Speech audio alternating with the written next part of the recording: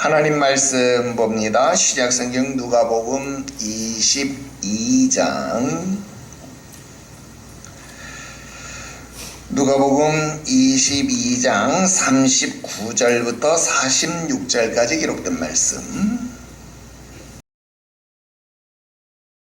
예수께서 나가사 습관을 따라 감람산에 가시매 제자들도 따라갔더니 그곳에 이르러 그들에게 이르시되 유혹에 빠지지 않게 기도하라 하시고 그들을 떠나 돌 던진 만큼 가서 무릎을 꿇고 기도하여 이르시되 아버지여, 만일 아버지의 뜻이거든 이 잔을 내게서 옮기시옵소서. 그러나 내 원대로 마시옵고 아버지의 원대로 되기를 원하나이다 하시니 천사가 하늘로부터 예수께 나타나 힘을 더하더라. 예수께서 힘쓰고 애써 더욱 간절히 기도하시니 땀이 땅에 떨어지는 핏방울같이 되더라. 기도 후에 일어나 제자들에게 가서 슬픔으로 인하여 잠든 것을 보시고 이르시되 어찌하여 자느냐, 시험에 들지 않게 일어나 기도하라 하시니라. 할렐루야. 지금 우리는 계속해서 왜 기도하는가, 조정민 목사님의 저서를 통해서 저자의 목소리를 들어보는 북콘서트 형식의 설교 말씀을 통해서 수요일 말씀 공부를 진행하고 있습니다. 우리는 지난 시간까지 6개의 질문을 소화했습니다. 오늘은 7번째 질문이 되겠는데요. 질문의 내용이 무엇을 위한 기도인가, 무엇을 위해 기도해야 하는가 하는 이 질문이 되겠습니다. 자, 저자 조정민 목사님은요, 이 질문에 대한 답을 풀기 위해서 기도의 비전이라고 하는 말을 주제로 이 문제에 대한 답을 풀어내고 있습니다. 그리고 기도의 비전을 우리에게 가장 선명하게 보여주는 장면이 어디인가, 그것이 바로 예수님께서 땀방울이 핏방울이 되도록 기도하신 이 겟세마네 동산이다, 그렇게 정의를 내립니다.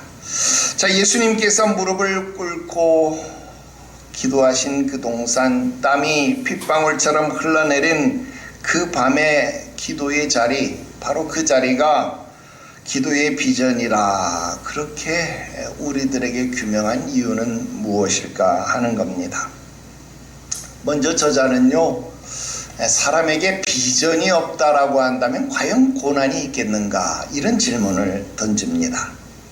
짐승도 사람이랑 똑같이 삶을 살면서 고통을 겪는다는 거예요, 고통을. 그런데 그 고통을 겪지만 그 고통을 고난이다, 그렇게 말하지 않는다라는 거예요. 자, 짐승이 겪는 고통은 고통이라고 말하지 고난이라고 말하지 않는다라는 겁니다.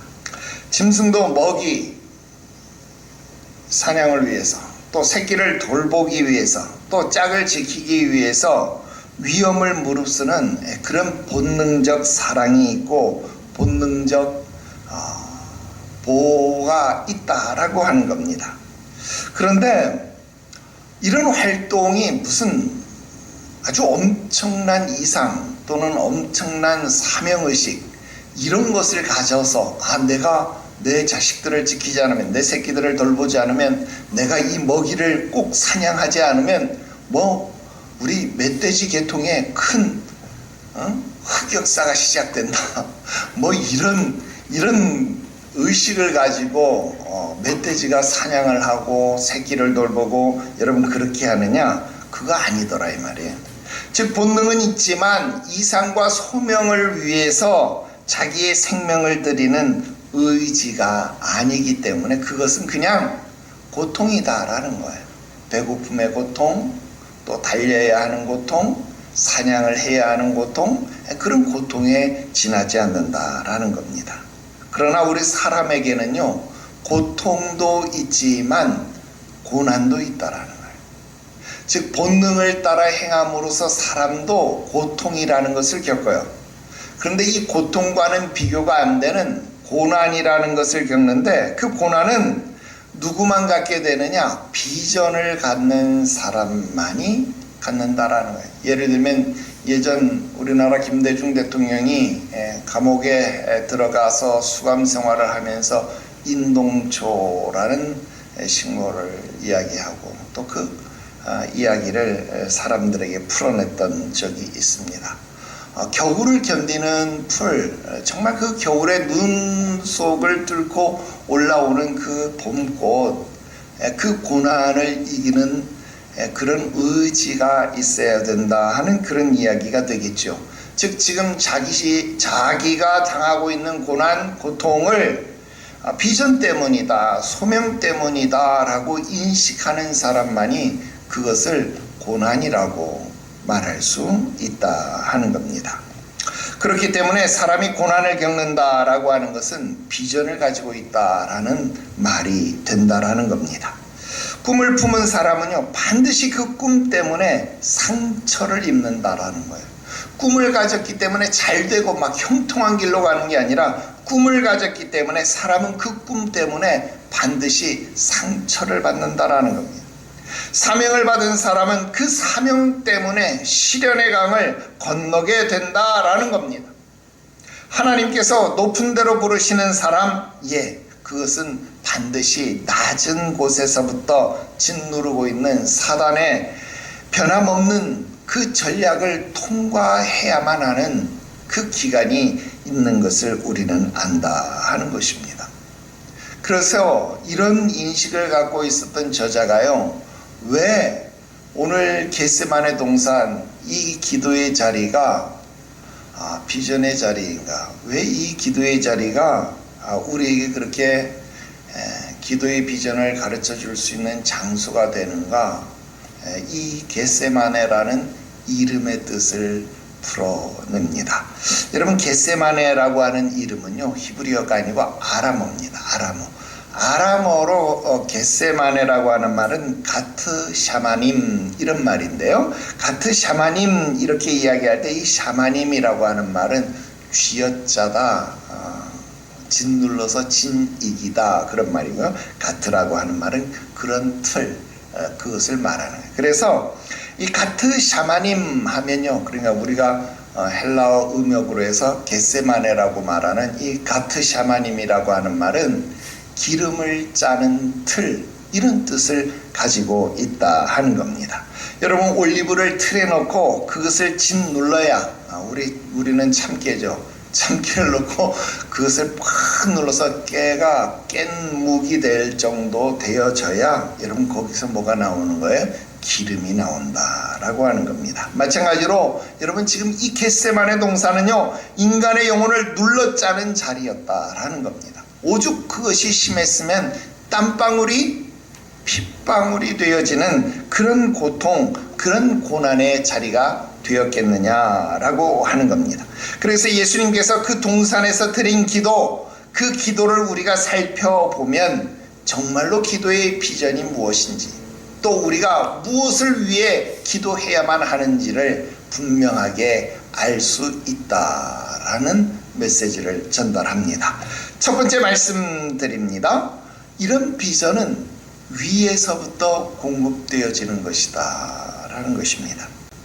여러분, 우리는 비전이라고 하는 말을요, 자주 씁니다. 자주 써요. 그런데 이 말이 진정 무엇을 가리키는 것인지를 분명히 해야 할 필요가 있다라는 겁니다. 여러분, 비전이라고 하는 것, 그것은요, 단순히 나의 꿈이나 나의 포부나 나의 계획, 그런 것을 우리가 비전이라고 말하는 것이 아니더라는 겁니다. 여러분, 자기 이름을 높이려고 하는 야망, 자기 뜻을 펼치려고 하는 욕망, 여러분 그런 것과는 다른 차원의 것을 우리는 비전이라고 이야기한다 하는 것입니다.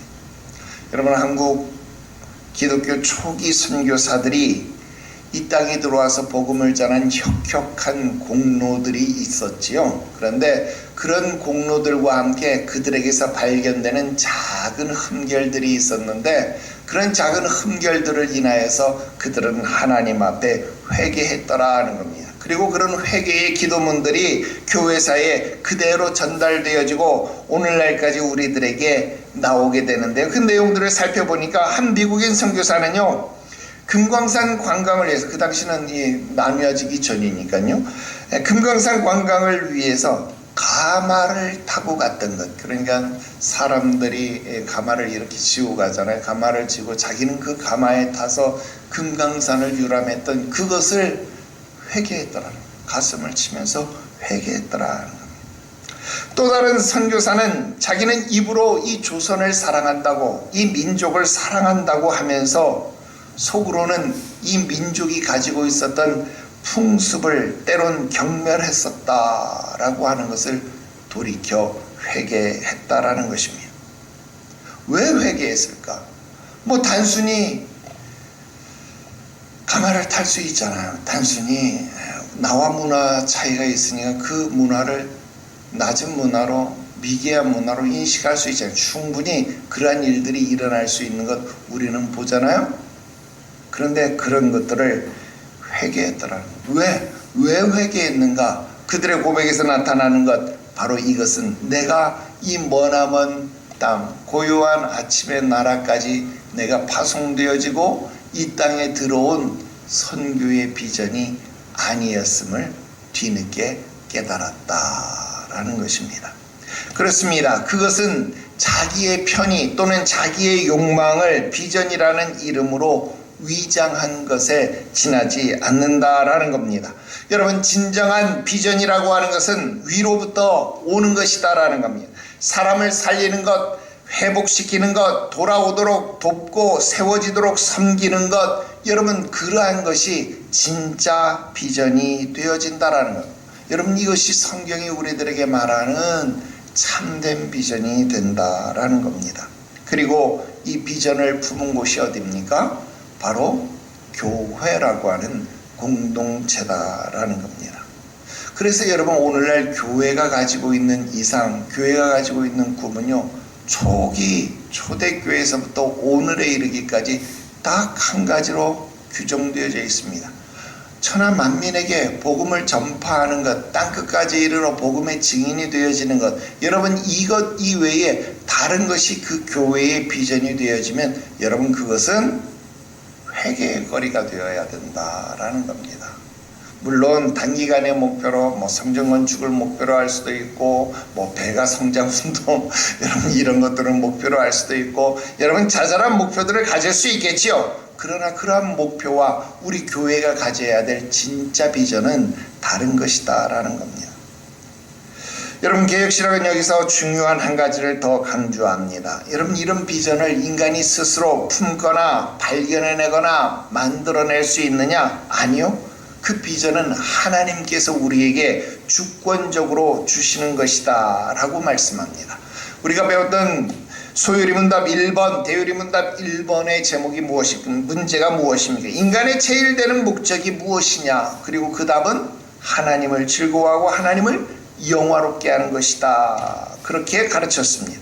결국 비전이라고 하는 것, 우리가 가지고 있는 이 비전이라고 하는 것은 바로 이 목적 안에 자리한 하나님의 부르심이다. 그 부르심의 결과가 비전이다. 그렇게 이야기를 하는 겁니다.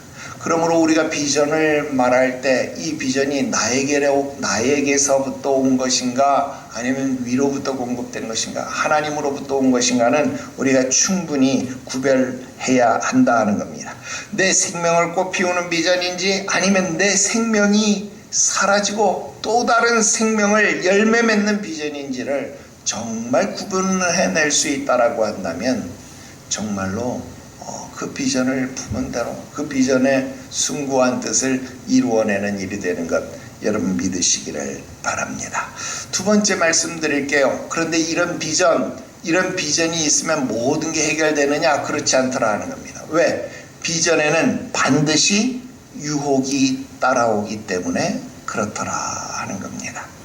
그래요. 예수님은 공생애 내내 쉴 틈 없이 기도하셨습니다. 새벽에도 밤에도 기적을 베푸신 후에도 또 군중의 시선이 집중될 때에는 홀로 산으로 피하셔서 그리고 가서 기도하셨더라 하는 겁니다.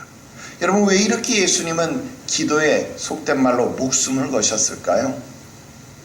여러분, 기도하시는 이유는 그 비전을 이루기 위한 유혹이 사방에서부터 몰려오기 때문에 그렇습니다. 그래서 그 유혹을 이기기 위해서라도 예수님은 기도하실 수밖에 없다라고 하는 겁니다. 여러분, 유혹이 무엇입니까? 비전을 향해 가는데 끊임없이 우리의 순례길을 방해하는 잘못되어진 세상 현장, 잘못되어진 우리의 길을 가로채는 또는 우리의 길을 잘못된 곳으로 인도하는 그러한 사람들이 바로 이와 같은 유혹이 될 것이다 하는 겁니다. 여러분, 사단은 우리의 비전을 빼앗기 위해서요, 상상할 수 없는 방법들로 우리를 유혹한다 하는 겁니다. 하나님은 우리를 시험하시지만 유혹하시지는 않는다 그렇죠. 그래서 야고보서 1장 13절 말씀해 보니까 하나님은 악에게 시험받지도 아니하시고 친히 아무도 시험하지 않으신다 그렇게 이야기를 합니다. 여러분, 사단이 유혹하는 것, 또 하나님이 시험하는 것, 여러분 이것은요 정말 차원이 다른 것이다 라는 겁니다. 여러분, 사단의 유혹은 우리의 비전을 포기하고 넘어지게 만드는 것, 그래서 자기 욕심을 꿈꾸게 하고 자기 욕심을 비전으로 착각하게 만드는 것이 사단의 유혹이라고 한다면, 여러분, 하나님의 시험은 무엇입니까? 그 비전을 온전히 깨닫게 하기 위해서, 그 비전을 온전히 이루게 하기 위해서 우리의 믿음의 깊이를 단련시키고 내면의 강도를 높이는 방법으로서 하나님은 우리들에게 실현하시고 또 우리들을 연단하신다라고 하는 것입니다. 그래서 예수님은 겟세마네 동산에 올라가시면서 제자들에게 말씀하시는 겁니다. 뭐라고요? 유혹에 빠지지 않게 기도하라. 그렇습니다. 유혹에 빠지지 않도록 기도해야 하는 겁니다.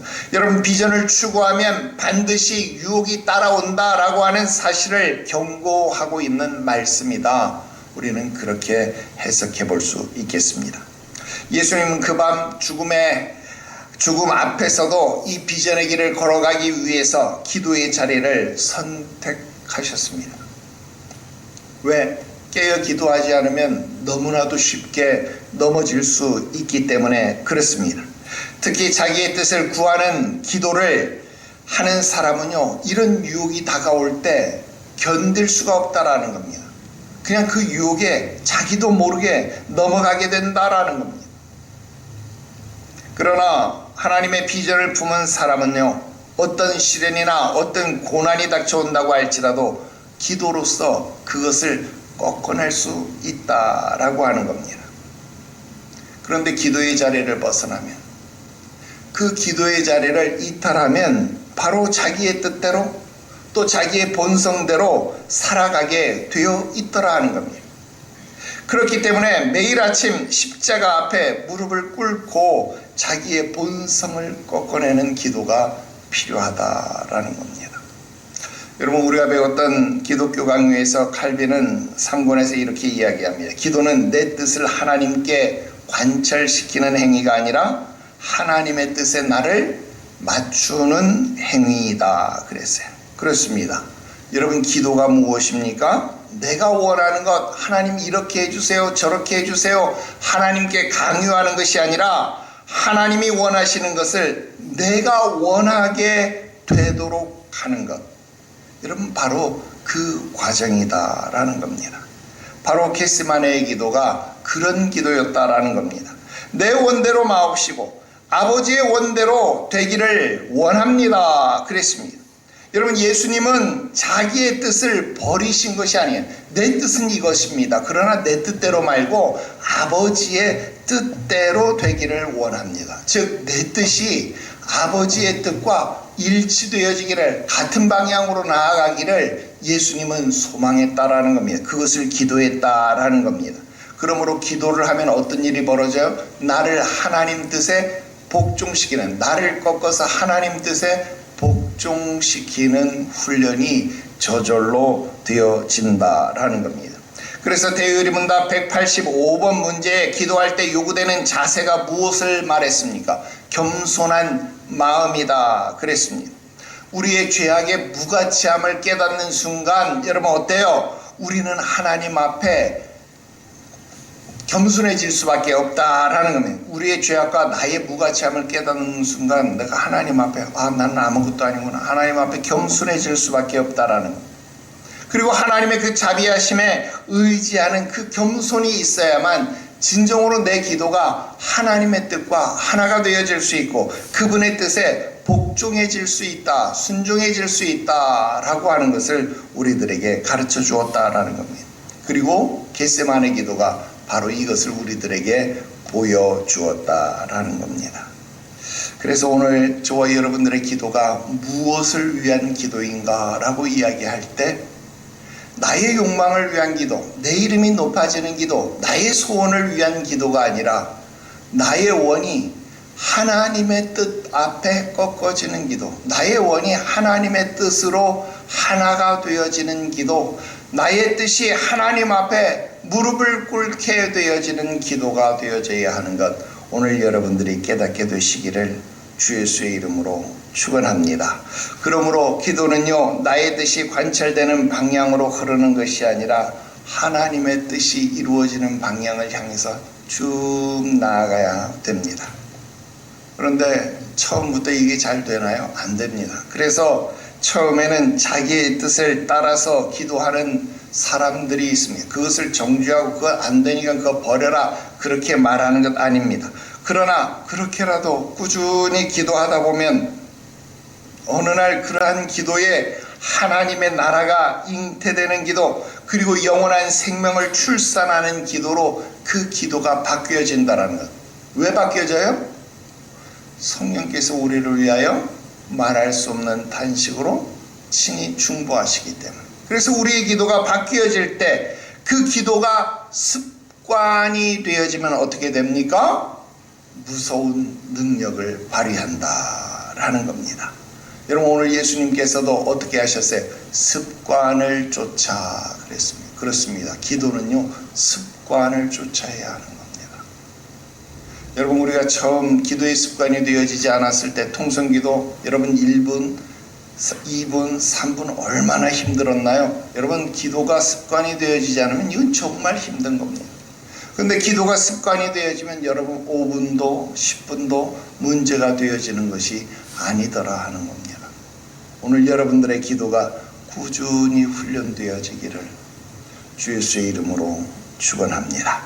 세 번째 말씀드립니다. 고난을 돕는 방식에 관한 이야기입니다. 자, 저자는 이 비전을 끝까지 유지하는 것이 정말 어려운 것이다, 그렇게 우리에게 말해줍니다. 참 이 말이 위로가 되긴 하죠. 왜? 우리가 맨날 넘어지니까, 우리가 맨날 포기하게 되니까 그래요. 여러분, 비전을 끝까지 지키고 유지해 나가는 거, 그게 얼마나 힘들고 어려운 일인지 모릅니다. 그런데 이 비전은요, 8부 능선부터가 고비다라는 겁니다. 다 왔나 싶은데 그때부터가 시작이다라는 겁니다. 죽을 것만 같은데 실제로 죽습니다. 그러니까 기도가 정말 어려워요. 그런데 바로 그런 포기하고 싶은 순간, 그렇게 절체절명의 순간, 그 어려움의 순간 누가 와요? 돕는 천사가 오더라 하는 겁니다. 누가복음 22장 43절에 천사가 하늘로부터 예수께 나타나 힘을 더하더라 그랬습니다. 여러분, 얼마나 위로가 되나요? 기름을 짓이겨서 짜는 틀, 그 겟세마네 기도의 자리, 우리의 영혼을 짓이겨서 힘들게, 나를 완전히 짓이겨서 무너지게 하는 그 기도의 자리에 내가 가서 정말 죽을 것 같은 그 고난의 순간, 그 고난의 현장, 그 고통의 현장에 있을 그때에 천사가 하늘로부터 나타나 힘을 더하더라. 여러분, 위로가 안 돼요? 위로가 된다라는 겁니다. 감당할 수 없는 짐을 내려놓고 기도할 때 여러분, 그때부터 하늘에서 기도를 돕는 천사가 내려온다라는 겁니다. 그런데 말입니다. 여기서 중요한 것이 있습니다. 여러분, 이 돕는 천사의 역할이 무엇이냐 하는 거예요. 돕는 천사의 역할. 여러분, 이 돕는 천사의 역할은요, 이 잔을 나에게서 옮기는 천사가 아닙니다. 아버지, 할 수만 있거든 이 잔을 내게서 옮겨 주십시오. 그러면 천사가 와서 나를 돕는다 그러면 이 잔을 내게서 옮겨 줘야 되잖아요. 이게 천사의 돕는 역할 아닌가요? 그런데 여러분, 이 천사가 하는 역할은 무엇이었느냐? 이 잔을 옮기는 게 아니라 그 고통의 잔을 내가 들고 내가 마실 수 있도록 도와주는 천사입니다. 아무도 아멘을 안 하는 건 이게 듣기 싫은 복음이다 이 말이죠. 예, 이제 한국 교회가 이런 복음은 싫어해요. 십자가를 진다, 고통당한다 이런 거 너무너무 싫어해요. 좋은 말만 좋아하지. 여러분, 우리를 돕는 천사는 나에게서 고통을 없애주는 천사가 아니라 나로 능히 이것을 감당할 수 있게 해주는 도움입니다. 여러분, 천사의 도움이 바로 이것입니다. 고난을 통과할 힘을 더하는 겁니다. 여러분, 이게 하나님의 방식이더라 하는 겁니다. 물론 하나님은 폭풍을 잠잠하게 하실 수 있습니다. 그러나 때로 우리에게 그 폭풍 속에서도 능히 견딜 수 있는 힘을 주시기도 하신다라는 겁니다. 여러분, 하나님은 홍해를 가르시는 하나님이 맞습니다. 분명히 어찌할 바를 알지 못할 그 절체절명의 순간 하나님은 기적을 베풀어서라도 홍해수를 가르고 마른 땅으로 그 백성을 안전하게 지나가게 하시는 하나님이신 게 맞다라고 하는 겁니다. 그러나 하나님은 그 백성이 광야에서 먹을 양식이 없게 하셨고 마실 물이 없어서 고통을 당하게 하시더라 하는 겁니다. 왜 그랬을까요? 왜 그런 고통을 맛보게 하셨을까요? 처음부터 홍해를 가르는 기적을 보여주신 하나님이면 아예 이런 것 우리에게 고통 주지 말고 괴로움 주지 말고 처음부터 만나주시고 처음부터 반석 주셔서 거기에서 생수 터져 나오게 하면 되잖아요. 그런데 왜 우리가 기도하기 전까지 그 일을 행하지 아니하시느냐 하는 겁니다. 여러분, 어느 방식이 나에게 더 유익한 것인가? 여러분, 이것은 내가 논할 몫이 아닙니다. 내 권한이 아닙니다. 여러분, 이 두 가지 방식 모두가 다 하나님의 원체, 아주 하나님이 가지고 계신 전지전능하신 그 완벽한 지혜 속에서, 그 경륜 속에서 우리를 향하여서 하나님이 선택하시는 일입니다. 나에게 때로는 기적을 베풀어서 홍해수를 가르는 그 기적을 보며 찬송하고 춤추며 노래하는 그런 기쁨을 주시기도 하지만 때로는 먹을 게 없어서 마실 물이 없어서 그 가운데 고통을 당하고 그러다 만난 물은 마라의 쓴물이 되어서 도저히 마실 수 없는 그런 물을 보게도 하시더라 하는 것입니다. 어쨌든 그 모든 결과는 합력하여 선을 이루시는 겁니다. 감당할 수 없는 고난 앞에서 주님, 나는 이 고난을 피하지 않겠습니다. 나로 하여금 이 고난을 이겨낼 수 있도록 도와주시옵소서 라고 기도할 때 여러분, 하나님은 오늘 우리에게 그 돕는 천사를 보내실 것이다 라는 겁니다. 사람의 힘이면 도저히 지난 세월 못 버티죠. 사람의 힘이면 도저히 이것은 내가 감당할 수 없는 일이죠. 그런데 돌이켜보면 무엇이 한 겁니까? 하나님이 한 겁니다. 하나님이 나로 그 고난과 그 고통 가운데 걸어오게 하셨더라 하는 겁니다. 여러분, 이사야 말씀이 무엇이라고 하면 네가 불 가운데 지날지라도 불이 너를 사르지 못하게, 네가 물 가운데 지날지라도 그 물이 너를 삼키지 못하게. 여러분, 하나님은 그렇게 우리를 지켜오셨더라 하는 것입니다. 다만 내가 그것을 뭐하지 못한 거예요? 인지하지 못한 거예요. 왜? 기도 안 하니까. 그런데 기도하면 그것이 보인다라는 겁니다. 내 힘으로 할 수 없는 일인데 감당하고 또 감당했다? 그러면 무엇이에요? 하나님이 돕는 천사를 통해서 우리를 이끌어 오셨다. 그게 보인다라는 겁니다. 어디서 나는지도 모를 힘이 솟구치는 경험 여러분 안 해보셨습니까? 여러분, 그 경험 바로 여러분들의 기도를 통하여 힘을 더하는 천사들의 도움이었음을 믿으시기를 바랍니다. 마지막 네 번째, 세 가지 시험 앞에서 우리는 깨어서 기도해야 한다 하는 겁니다. 자, 저자는 중요한 구별을 제시합니다. 성경에 기록하는 시험을 보니까 세 가지 시험이 있다는 거예요. 영어 단어로 구별하면 더 쉬운데요. 트라이얼, 테스트, 템테이션 이런 세 가지 단어가 쓰이고 있다라는 겁니다. 트라이얼 하면 이건 시련이라는 말이고, 테스트 그러면 말 그대로 시험, 유혹, 시험이라는 말이고, 템테이션 그러면 이제 유혹, 이런 말이 되어집니다. 역시 이 조정면 목사님은 참 기자 출신답게 분석력이 돋보여요. 왜? 보통 우리가 이 테스트하고 템테이션의 구분, 이거는 많이 목사님들이 말도 하고 또 우리가 많이 설교도 들어봤던 그런 이야기잖아요. 그러니까 시험과 유혹의 차이점이 무엇인가 라고 이야기하는 것 우리 많이 들었다 하는 거예요. 그런데 이 조정면 목사님은요, 이 트라이얼까지, 그러니까 시련까지 여기에 포함시켰더라 하는 거예요. 그래서 참 새로운 관점을 보게 된다 그런 생각해 봅니다. 자, 시련이 무엇인가? 시련은요, 바로 자기 자신 때문에 겪는 일입니다. 내가 선택한 결과로 겪는 고통, 나의 연약함으로 인해서 비롯되는 어려움의 시련, 그런 것들이 바로 이 트라이얼, 시련이라는 겁니다. 여러분, 시험이라고 하는 것은 우리의 믿음의 정도를 하나님이 보시는 것, 측정하는 것이죠. 그래서 말 그대로 이건 학교에서 보는 시험, 그런 테스트입니다. 하나님은 그 테스트를 통하여서 우리의 믿음을 단련하시고 더 깊은 데로 이끌어 가신다라는 겁니다. 반면 사단이 하는 템테이션이라고 하는 것은 무엇입니까? 우리의 비전을 꺾어버리기 위해서, 우리의 비전을 속이기 위해서 사단이 우리에게 베푸는 가짜더라, 가짜 비전이더라 이 말입니다.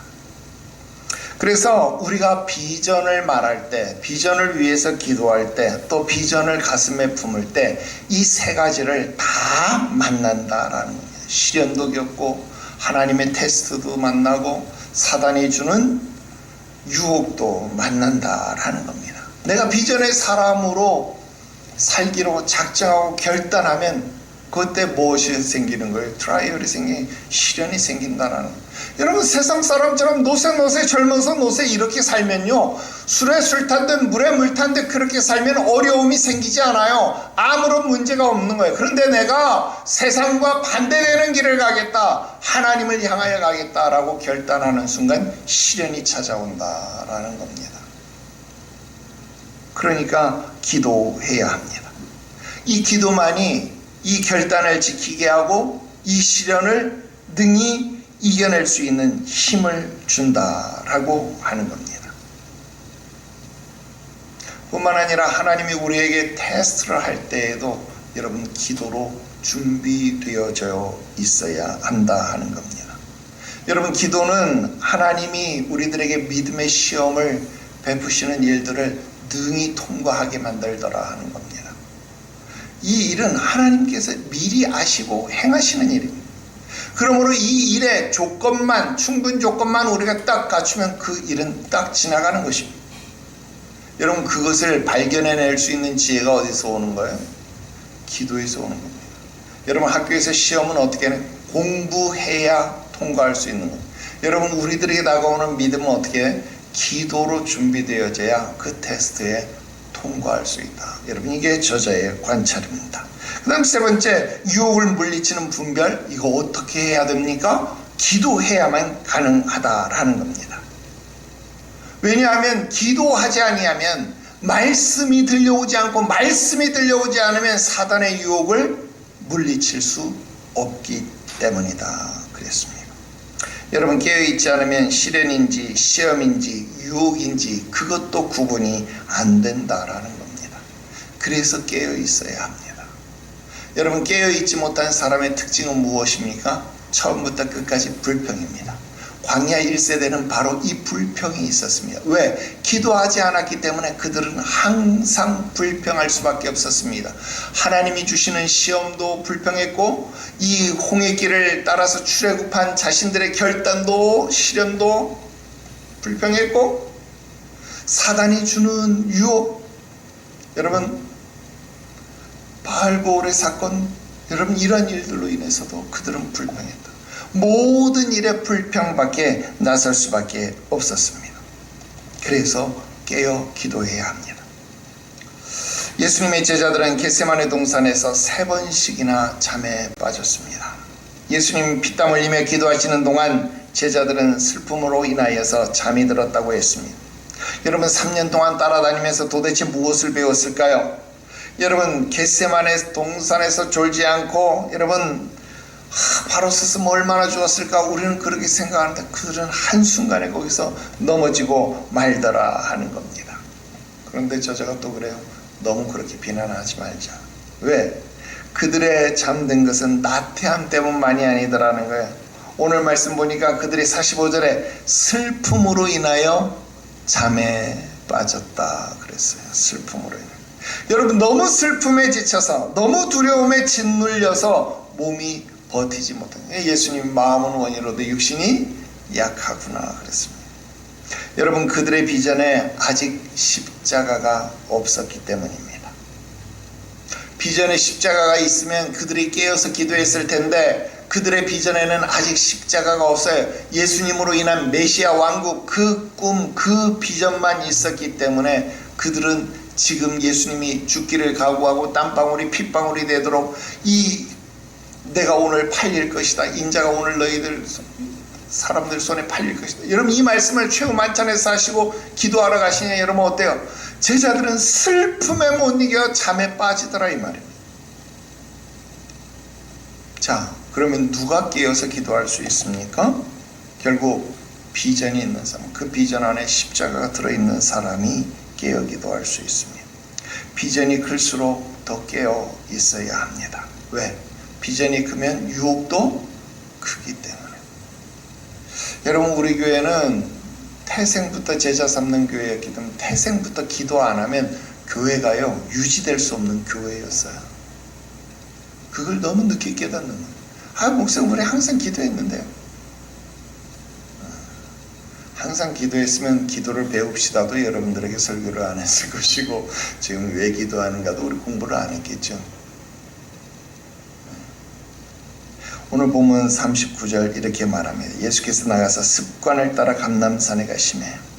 여러분 기도하러 가는 것이 습관이 되어야 합니다. 이제는 우리 교회가 습관이 됐잖아요. 예배 끝나면 딱 찬송 틀어놓고 30분 기도하는 게 습관이 되어졌다라는 거예요. 충동적으로 기도하는 게 아니고 습관을 따라서 기도한다. 위기가 닥쳐서 급하게 기도하는 것이 아니라 평소에 내가 있는 자리가 겟세마네 자리가 되었다라는 겁니다. 여러분 습관이 작은 것 같지만 그 작은 습관이 나의 삶을 바꾼다. 이런 말 많이 들어봤잖아요. 그죠? 여러분 기도가 습관이 되면요 모든 것을 바꾸게 됩니다. 기도가 습관이 되면요 위기가 와도 흔들리지 않습니다. 기도가 습관이 되면요 유혹이 와도 분별할 수 있습니다. 기도가 습관이 되면요 비전의 길에서 벗어나지 않는다라는 겁니다. 이스라엘 백성들은 절기마다 예루살렘에 올라갔습니다. 예수님도 6월절에 맞춰서 제자들과 함께 예루살렘으로 올라가셨어요. 그런데 예루살렘에 올라갈 때 예수님은 습관을 쫓아 어디를 가신 거예요? 감람산에 가셨다는 거예요. 그러니까 예수님은 예루살렘에 올라올 적마다 이 감람산으로 가신 거예요. 기도하러 가신 거예요. 이 겟세마네 올리브를 넣고 쥐어짜서 기름을 짜내는 그 틀, 그런 말뜻이 있는 내 인간의 영혼을 쥐어짜서 기름이 되게 하는, 땀방울이 핏방울이 되게 하는 그 기도의 자리, 그 기도의 자리를 매번 찾아가셨다라는 겁니다. 여러분들에게 기도의 습관이 있습니까?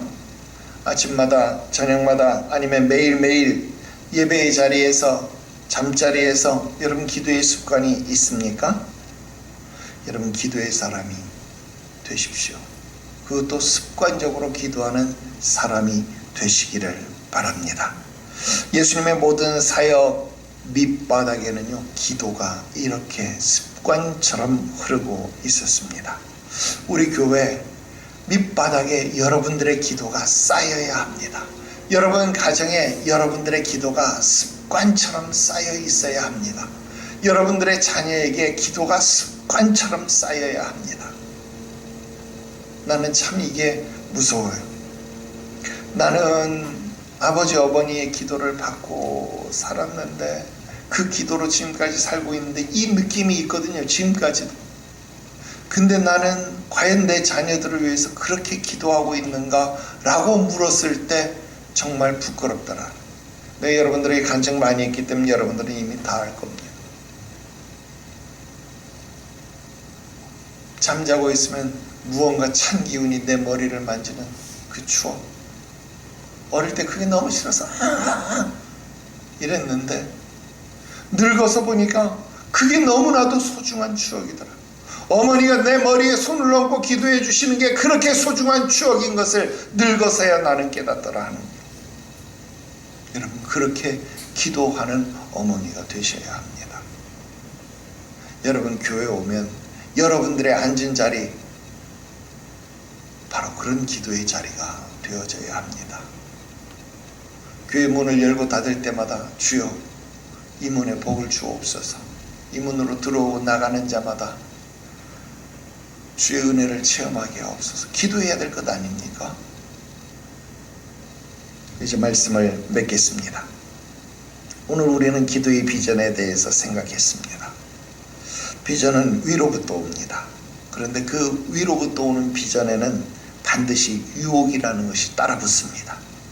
그리고 그 유혹은요, 마지막 순간까지, 예수님이 십자가에 달리시는 그 마지막 순간까지 항상 끈질기게 따라 붙습니다. 그래서 기도는 처음부터 끝까지 계속해야 합니다. 습관처럼 해야 합니다. 저자는 2장의 마지막에서 그리스도인이 기도해야 하는 이유를 이렇게 밝힙니다. 예수님을 사랑하기 때문에. 그렇습니다. 여러분, 예수님께서 우리를 더 사랑하셨기 때문에 예수님은 우리를 위해서 기도하셨습니다. 여러분, 사랑 이외에 다른 것이 이유가 될 수 없습니다. 이 저자의 말이 참 깊은 울림을 줍니다. 여러분, 기도가 의무가 되어서는 안 됩니다. 여러분, 교회를 뜨겁게 사랑하면 교회를 위해서 기도하게 됩니다. 주의 종을 뜨겁게 사랑하면 주의 종을 위해서 기도하지 않을 수 없습니다. 가정을, 자녀를 뜨겁게 사랑하면 그들을 위해서 중보하지 않을 수 없게 된다 하는 겁니다. 그래서 기도는 사랑의 언어라고 했습니다. 아버지를 사랑하는 아들이 아버지의 뜻을 이루어드리고 싶어서 간구하는 것, 내 뜻을 포기하고 아버지의 뜻대로 되기를 원하는 것, 그것이 진짜 기도더라 하는 겁니다. 그래서 예수님께서 겟세마네에서 피땀 흘리며 기도하신 이유는 바로 자신의 아버지를 사랑하셨기 때문에, 그래서 그분의 뜻을 이루고 싶으셨기 때문이다 라는 겁니다. 바로 우리에게도 그 사랑이 필요합니다. 그렇게 우리는 주님께서 가지신 비전이 우리들에게도 다가와야 합니다. 주님, 나에게도 위로부터 공급하시는 그 비전을 주시옵소서. 그 비전을 위해서 내가 고난의 자리에 앉는 것이라면 내가 기꺼이 이 잔을 마시겠나이다. 나로 이 잔을 마실 수 있도록 도와주옵소서. 그렇게 기도하십시오. 여러분, 큰 교회 놔두고 작은 개척교회를 섬기는 것, 여러분 찬송 가사처럼 십자가짐 같은 고생이 될 수 있습니다. 그러나 그것이 여러분들의 고난의 자리, 겟세마네라고 한다면 오늘 여러분들에게 그것은 비전이 되고, 그 비전은 여러분들에게 하나님을 사랑하는 사랑의 방법이 될 것입니다. 아직도 우리에게는 기도할 이유가 남아 있습니다. 무엇입니까? 바로 하나님을 사랑하는 것입니다. 하나님을 사랑하기에 그분의 뜻을 이루어드리기 위해서 오늘도 우리는 기도의 자리를 포기하지 말아야 합니다. 왜? 돕는 천사가 올 것이기 때문에 그렇습니다. 고난의 자리에 기꺼이 내려가시기를 주 예수의 이름으로 축원합니다. 기도드립시다. 거룩하신 하나님 아버지, 아니 하늘에 계신 우리 아버지요, 그 이름이 거룩해지기를 원합니다. 오늘 우리에게 겟세마네의 기도를 가르쳐 주시고 의미를 깨닫게 하여 주셨사오니 이제는 내 뜻이 아니라 아버지의 기뻐하신 뜻을 이루기 위하여 기꺼이 고난의 자리라도 겟세마네의 자리라도 감내하겠다는 결단이 있게 하시옵소서. 아버지의 고난의 자리를 감당할 수 있도록, 이 고난의 잔을 마실 수 있도록 돕는 천사를 보내주시옵소서.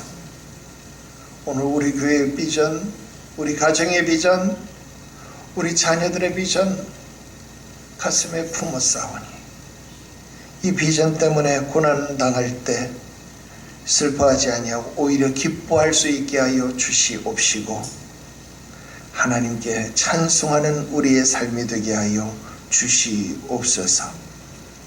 기도가 습관이 되게 하여 주시옵시고, 하나님을 사랑하는 사랑의 언어가 되게 하여 주시옵소서. 거룩하신 구주 예수님의 이름으로 기도드리옵나이다. 아멘.